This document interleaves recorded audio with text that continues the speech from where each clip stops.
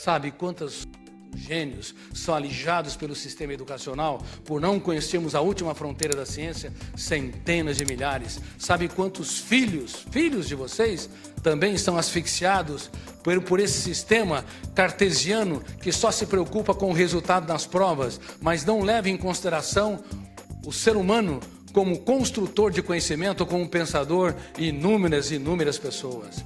E até hoje, milhões e milhões de pessoas com alto potencial para ser uma mente brilhante, um profissional que faz a diferença, um pai ou uma mãe rico, um educador que forma pensadores. Até hoje essas pessoas vivem asfixiadas.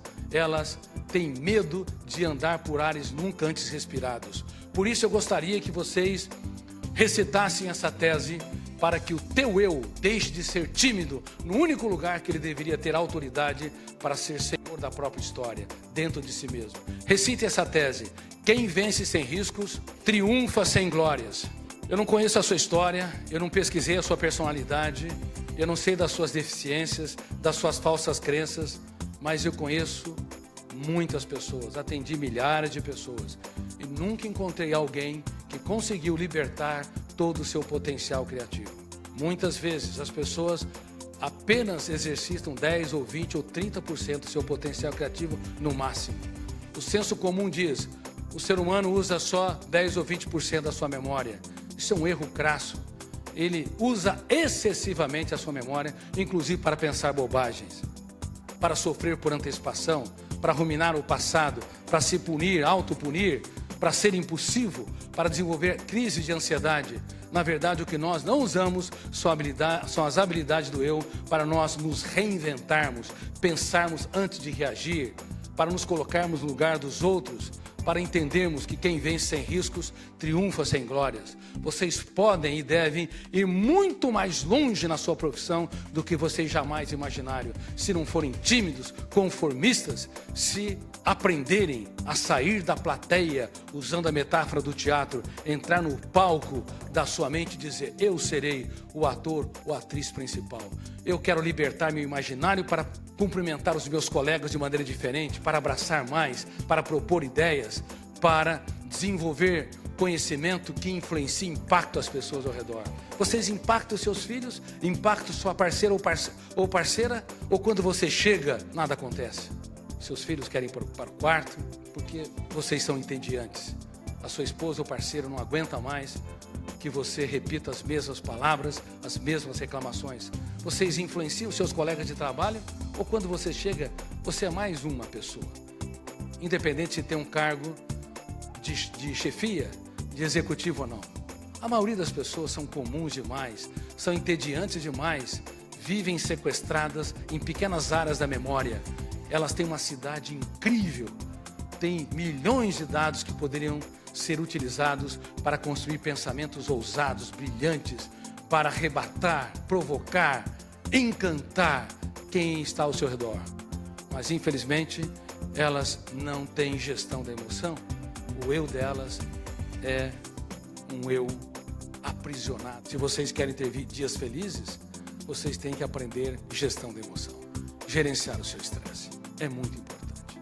Uma crise financeira, uma dificuldade, um problema no trabalho, uma palavra mal colocada, quantos estímulos estressantes estimulam o ser humano a detonar o gatilho, a abrir uma janela killer, a âncora da memória fecha o circuito, o alto fluxo lê e relê, e o pai, a mãe, o filho, o executivo, o profissional, ele acaba se tornando predador das pessoas mais caras. Cuidado, cuidado.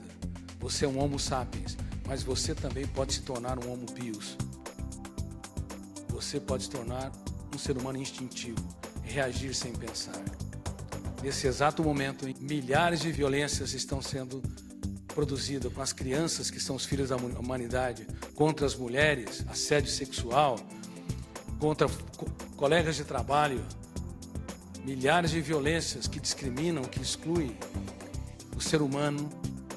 Ele, sem perceber, ele desenvolve tantos cárceres mentais que acabam aprisionando quem está ao seu redor nas suas próprias mazelas. Por isso, estamos na era dos mendigos emocionais. Pessoas que moram, às vezes, em belos apartamentos, e casas confortáveis, mas mendigam alegria, porque nunca souberam proteger a sua própria emoção. Perderam o sentido de vida, a leveza, a suavidade, são abarcados com um vazio existencial enorme e também abarcados com pensamentos perturbadores que retiram o oxigênio do seu prazer de viver. E toda pessoa produtiva, ela tem 3 fases: a fase da euforia, a fase do tédio, do deserto, depois a fase da consolidação.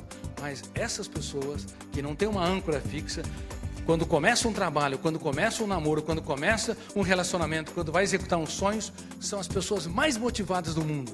Mas depois, quando entra na fase de desertificação, de angústia, a fase do tédio, elas recuam, elas não continuam, por isso que não materializam os seus sonhos. Pessoas encantadoras que nunca compreenderam o funcionamento da sua mente, que nunca foram treinadas por psicólogos, por coaches, por psiquiatras para serem líderes de si mesmo quando elas não estão motivadas, animadas, mesmo quando não estão no território da alegria. Você é muito mais produtivo, não quando você está no estado de euforia, quando o mundo te aplaude. Você é muito mais produtivo quando você passa pelos desertos da vida e os supera com dignidade. É lá que você lança suas raízes, é nas lágrimas que você nunca teve coragem de expressá-las no teatro do rosto, é que você constrói as janelas lights que financiam a resiliência, a capacidade de suportabilidade. Portanto, se você tiver medo da dor, provavelmente essa dor não vai se transformar em janela estrutural, light e saudável, mas em janela killer encarcerante, um presídio no córtex cerebral. Na próxima vez que enfrentar qualquer crise, você dentro de si, lembre-se do que eu disse, o meu eu pode e deve transformar o caos em oportunidade criativa, perdas em ganhos, crises numa experiência solene para que eu possa me reconstruir e me conhecer, me abraçar, apostar mais em mim.